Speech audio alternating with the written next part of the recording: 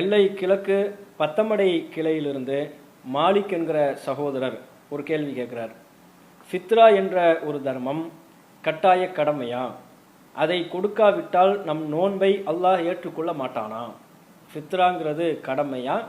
அதை நிறைவேற்றாவிட்டால் நம்முடைய நோன்பு அல்லாஹ்விடத்தில் ஏற்றுக்கொள்ளப்படாதா என்கிற கேள்வியை முன் வச்சிருக்கிறாங்க.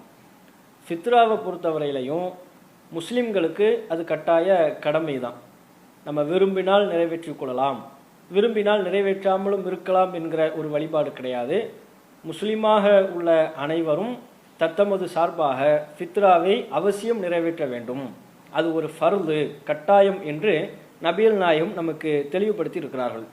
புகாரியில் 1503வது இலக்கத்தில் பதிவான செய்தி.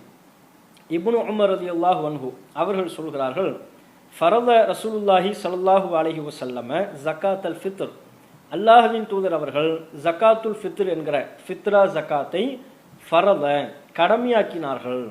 இது உபரியான வழிபாடுன்னு சொல்லலை. நபிகள் நாயகம் இதை என்னன்னு சொன்னாங்களாம்? ஃபர்து, இது ஃபரத, அல்லாஹ்வின் தூதர் இதை கடமையாக்கினார்கள். சாஅம் மின் தம்ரின் அவ் சாஅம் மின் ஷஈரின், ஒரு சாவு அளவு பேரித்தம்பழங்களிலிருந்து ஒரு சாவு அல்லது கோதுமையிலிருந்து ஒரு சாவு அளவு கொடுக்க வேண்டும் என அல்லாஹ்வின் தூதர் கடமையாக்கினார்கள். யாருக்கெல்லாம் கடமைங்கிறத அந்த செய்தியில் சொல்லப்படுகிறது. யார் யாரெல்லாம் இதை கண்டிப்பாக அவசியம் நிறைவேற்றணும்? அலல் அபுதி ஒல் ஹுர்ரி, அடிமையாக இருந்தாலும் சுதந்திரமான நபராக இருந்தாலும், ஒல் தக்கரி ஒல் உன்சா, ஆணு பெண்ணு, ஒல் சகீரி ஒல் கபீரி மினல் முஸ்லிமீன், முஸ்லிம்களிலும் உள்ள சிறியவர் பெரியவர், அடிமை சுதந்திரமானவர், ஆண் பெண் என அனைவர் மீதும் இதை நபிகள் நாயகம் கடமையாக ஆக்கினார்கள். அப்போ இந்த ஃபித்ரா தர்மம் என்பது முஸ்லிம்களில் உள்ள அனைவருக்கும் இது கடமை என்பதை முதலாவதாக நம்ம தெரிந்து கொள்ளணும். எந்த அளவுக்கு இது கடமை என்பது வலியுறுத்தப்படுதுன்னா, அடிமைக்கும் நபிகள் நாயகம் இதை கடமை என்கிறார்கள். சிறியவர் ஒரு சகீர், சிறிய குழந்தைகளாக இருந்தாலும் அவர்களுக்கும் அல்லாஹ்வின் தூதர் இதை கடமை என்கிறார்கள். அடிமைகளாக இருந்தாலும் சிறியவர்களாக இருந்தாலும் அவங்களில் பெரும்பாலானவங்களுக்கு செல்வம்லாம் இருக்காது. குழந்தைகளாக இருந்தால் அவங்களுக்குன்னு என்ன செல்வம் இருக்கும்? அடிமைகளாக இருந்தால் பல அடிமைகளுக்கு அவங்களுக்குன்னு தனித்த அதிகாரம் பெற்ற செல்வம் பொருளாதாரம்லாம் இருக்காது தானே. அப்போ அவங்களுக்கும் இதை கடமைன்னு சொல்வதின் வாயிலாக அவங்களை யார் பராமரித்து கொண்டிருக்கிறார்களோ, அவங்களை யார் பொறுப்பெடுத்து கொண்டிருக்கிறார்களோ அவர்களின் சார்பாக குடும்ப தலைவர், அவர்களுக்கெல்லாம் பொறுப்பாக உள்ள நபர் நிறைவேற்ற வேண்டும், அவர்களின் மீது கடமை என்கிற கருத்து இந்த நபி மொழியில் வந்து விடுகிறது. அப்போ இதை நாம் முதலாவதாக தெரிந்து கொள்ளணும். இப்போ இதுலேயே அவர் என்ன கேட்டார்னா, இது கடமைங்கிறது இந்த நபி மொழியிலிருந்து நமக்கு தெரிந்து விட்டது. அதே வேளை இதை நாம் நிறைவேற்றாவிட்டால் நம்முடைய நோன்பு ஏற்றுக்கொள்ளப்படாதா? அந்த பகுதியை பொறுத்தவரையிலையும் நபிகள் நாயகம் அவர்கள் இந்த ஜகாத்துல் ஃபித்ர் என்கிற ஃபித்ரா தர்மத்தினுடைய நோக்கத்தை நமக்கு தெளிவுபடுத்துகிறார்கள். எதனால் இந்த ஃபித்ராவை நம்ம நிறைவேற்றணும் என்கிற நோக்கத்தை ரசூலுல்லாஹ் நமக்கு சொல்கிறாங்க. அபு தாவூத், இப்னு மாஜா போன்ற ஹதீஸ் நூல்களில் இடம்பெற்றிருக்கிறது. இப்னு மாஜாவில் 1827, இப்னு அப்பாஸ் ரலியல்லாஹு அன்ஹு அவங்க அறிவிக்கிறாங்க, ஃபரத ரசூலுல்லாஹி ஸல்லல்லாஹு அலைஹி வஸல்லம் ஜகாத்தல் ஃபித்ர், அல்லாஹ்வின் தூதர் அவர்கள் ஜகாத்துல் ஃபித்ரை விதித்தார்கள், கடமையாக்கினார்கள். நோக்கம் என்னவென்றால், துஹ்ரத்தன் லிஸாயிமி மினல் லஹ்வி வர் ரஃபஸ், நோன்பாளியின் புறத்திலிருந்து ஏற்பட்ட வீணான காரியத்திலிருந்து தூய்மைப்படுத்தும் விதமாகவும், துஅமத்தன் லில் மசாக்கீன், ஏழைகளுக்கு உணவளிக்கும் விதமாகவும் இதை கடமையாக்கினார்கள். இந்த ஃபித்ராவுக்கு 2 நோக்கம் சொல்லப்படுகிறது. ஒன்று, ஏழைகளுக்குரிய உணவு, அந்த நாளில் ஏழைகள் கஷ்டப்படக்கூடாது, உணவின்றி சிரமப்படக்கூடாது, அவங்க பசியாறணும் என்கிற ஏழைகளினுடைய உணவுக்காகவும் இந்த ஃபித்ரா கடமையாக்கப்படுகிறது.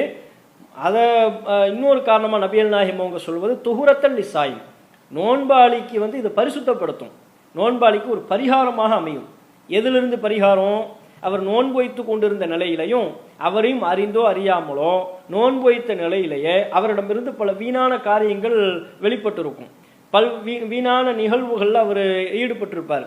அப்படியான அந்த வீணான சின்ன சின்ன பிழைகள் தவறுகள் எல்லாம் இந்த ஃபித்ராவின் மூலமாக அவருக்கு பரிகாரமாக, வீணான காரியங்களிலிருந்து அவரை பரிசுத்தப்படுத்தக்கூடிய விதமாக இந்த ஃபித்ரா அமைந்துவிடும் என்று நபிகள் நாயகம் ஸல்லல்லாஹு அலைஹி வஸல்லம் அவங்க நமக்கு சொல்லியிருக்கிறாங்க.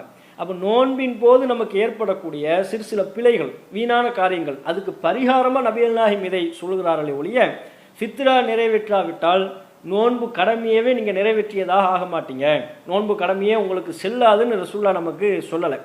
இது கூட யாருக்கு தான் முடியும்னு உள்ள ஒரு ஆளுக்கு தான். யார் ஃபித்ரா கொடுக்குற கெப்பாசிட்டியில் உள்ளவங்களா இருக்கிறாங்களோ, ஒரு சாவுங்கிறது ஏறத்தாழ 2.5 கிலோ. அப்போ பெருநாள் அன்னைக்கு ஒரு 2.5 தாம் எதை உணவாக உட்கொள்கிறாரோ அதிலிருந்து ஒரு 2.5 கிலோ அளவுக்கு கொடுக்கக்கூடிய கெப்பாசிட்டி யாருக்கு இருக்குதோ அவங்க கண்டிப்பாக கொடுக்கணும். அவங்களுக்கு அது ஃபர்லு. கொடுத்தா தான் நோன்பினுடைய அவருக்கு ஏற்பட்ட அந்த பிழைகள்லாம் பரிகாரமாக அது அமையும். கொடுக்கலன்னு வரும்போது அந்த பரிகாரத்தை அவர் செய்யலை, அவர் நோன்பில் ஏற்பட்ட அந்த குறைகள் ஏதாவது இருக்குமே, ஆனால் அது குறைகளாகவே இருக்கும் அப்படிங்கிற அர்த்தம் தான் அதில் இருக்கிறது. ஒருவருக்கு முடியலை, பொருளாதாரம் அது கூட கெப்பாசிட்டி இல்லை, வசதி வாய்ப்பு இல்லைன்னு சொன்னால் அவருக்கு எந்த விதமான பிரச்சனையும் இல்லை. ஏன் இப்போ ஹஜ்ஜி ஒருத்தவங்களுக்கு கடமை இல்லைன்னா அவர் ஹஜ்ஜிக்கு போகாததுனால குற்றமா? நோன்பே ஒருவருக்கு வைக்க முடியலை, நோயை தீராத நோயாளியாக இருக்கிறாரு, அதனால் அவருக்கு வைக்க முடியலைன்னு சொன்னால் அவர் வைக்காமல் இருப்பது குற்றமாகுமா? அது மாதிரி தான் இப்போ ஜக்காத் இருக்குல்ல, ஃபித்ரா அல்லாமல் நம்ம வளமையாக கொடுக்கக்கூடிய ஜக்காத்து, அந்த ஜக்காத்து ஒருவருக்கு கொடுக்குற தகுதியில் அடையலைன்னு சொன்னால் அவர் ஜக்காத்து கொடுக்காமல் இருப்பது எப்படி குற்றமாக ஆகாதோ, அதுபோல் இந்த ரமலான் மாதத்தினுடைய ஃபித்ரா என்கிற தர்மத்தை பொறுத்தவரையிலையும் பல ஏழை எளிய மக்கள் இருப்பார்கள். அவங்களுக்கு இதை கூட நிறைவேற்ற முடியாத நிலை இருக்கும். அந்த மாதிரியான மக்களை கண்டறிஞ்சு தானே நம்ம ஜமாத்தின் சார்பாக போய் விநியோகம் பண்ணுறோம்.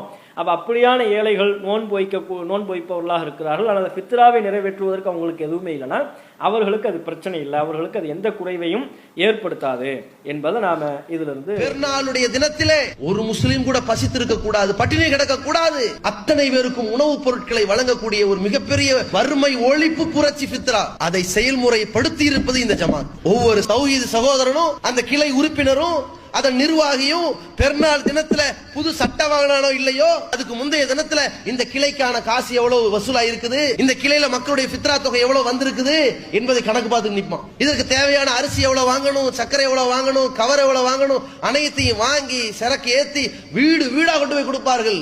பெருநாள் தொழுகைக்கு முன்னால் நிறைவேற்றப்பட வேண்டும் என்பதற்காக பெருநாள் தொழுகைக்கு முன்பு வரை தன் மனைவி மக்களை கூட பார்க்க முடியாமல் இந்த பணியை நிறைவு செய்துவிட்டு தொழுகையில அல்லாண்டு உட்காருகிறானே, அத்தனை பேருக்கும் ஃபித்ராவுடைய பொருட்கள் போய் சென்றடைந்து விட்டது என்கிற நிலையை ஏற்படுத்துகிறதே. பல குடும்பங்கள் அந்த உணவை வாங்கி மதிய வேளையில் சாப்பிட்டு அல்ஹம்துலில்லாஹ் என்கிறார்களே. அல்லாஹும்ம பாரிக் லஹும் ஃபீமா ரஸக்தஹும் வக்ஃபிர் லஹும் வர்ஹம்ஹும். இறைவா, நீ வழங்கிய இந்த ரிஸ்க் இருக்கிறதே அதை கொடுக்க ஏற்பாடு செய்தார்களே, அவர்களுக்கு பரக்கத் செய், அவர்களுக்கு நீ பரக்கத் செய், அவர்களை மன்னிப்பாயாக, அவர்களுக்கு இரக்கம் காட்டுவாயாக என்று நம் அத்தனை பேருக்காகவும் அந்த ஃபித்ராவுடைய உணவை பெற்ற எத்தனை லட்சக்கணக்கான மக்கள் பிரார்த்தனை செய்திருப்பார்கள். அவ்வளவு பேருடைய பிரார்த்தனையும் இந்த கொள்கைவாதி அத்தனை பேருக்கும் சென்றடைகிறது. அவ்வளவு பேரும் மன்னிப்பு கோரிக்கையும் சென்றடைகிறது. அல்லாஹ் நம்மை மன்னிப்பானா இல்லையா? அவ்வளவு பேருடைய பிரார்த்தனையும் சென்றடைகிறது. அல்லாஹ் நம்மை கருணை காட்டுவானா இல்லையா? அவ்வளவு பேருடைய பிரார்த்தனையும் சென்றடைகிறது. அல்லாஹ் நம் அத்தனை பேருக்கும் சொர்க்கத்தை கொடுப்பானா இல்லையா? அதற்காகத்தான் இந்த ஜமாத்தில் இருக்கும்.